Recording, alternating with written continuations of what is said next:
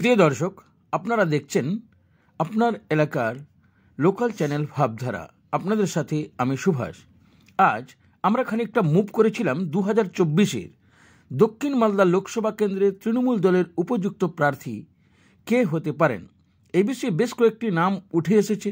যদিও বিষয়টি তৃণমূল দলের অভ্যন্তরের বিষয়, কিন্তু মানুষের আগ্রহ এবং চাহিদা থাকতেই পারে। সেই দিকে লক্ষ্য রেখে আমাদের প্রশ্ন ছিল, ফরাক্কা এবং শামশেরগঞ্জ থেকে সচরাচর কোনো দলই প্রার্থী দেন না লোকসভা ভোটে।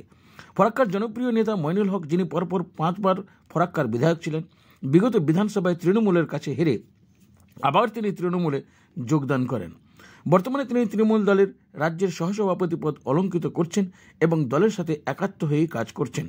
তিনি দক্ষিণ মালদা লোকসভা কেন্দ্র থেকে যদি প্রার্থী হতে পারেন বা তৃণমূলের দল থেকে টিকিট পান, তাহলে প্রার্থী হিসাবে তিনি কেমন হবেন।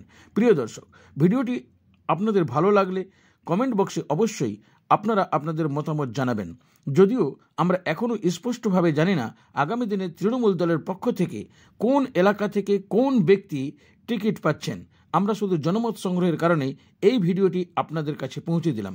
প্রিয় দর্শক, আশা করব আপনারা আপনাদের মতামত অবশ্যই জানাবেন এবং লাইক কমেন্ট শেয়ার করবেন। আরও ভালো ভালো ভিডিও পেতে হলে চ্যানেলটিকে অবশ্যই সাবস্ক্রাইব করে রাখবেন। ধন্যবাদ, নমস্কার। ভাবধারা চ্যানেলে আপনাদের সাথে আমি সুভাষ। মানুষ যে কথা বলেছে এটা একদম যুক্তিযুক্ত কথা বলেছে, কারণ দক্ষিণ মালদাতে বরাবরই শামশেরগঞ্জ ফারাক্কার উপরে ভর করেই যেতে দক্ষিণ মালদা। এবার এইখানে আমাদের প্রিয় বিধায়ক, এক্স বিধায়ক মইনুল হক সাহেব তৃণমূলের রাজ্য সহসভাপতি আছেন, মানে ক্যান্ডিডেট হিসাবে ওনার চেয়ে ভালো এখন অবধি মালদা ডিস্ট্রিক্টে মানে দক্ষিণ মালদাতে দেখা যাচ্ছে না। তো আমরা সকলেই চাইব যে এতদিন ধরে ফারাক্কা এবং শামশেরগঞ্জ বঞ্চিত ছিল, যে ওনাকে যদি সিটটা দেওয়া হয় তাহলে শামশেরগঞ্জ এবং ফারাক্কা মানে ব্যাপক হারে ওনাকে লিড দিবে। এই আশা তো আমরা সবসময় করব। মইনুল হকের 35 বছর ধরে সারা ফারাক্কা বিধানসভা দেখেছে।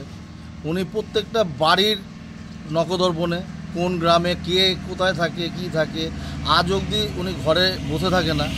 হেরে যাওয়ার পরেও উনি কোনোদিন ঘরে বসে থাকেন।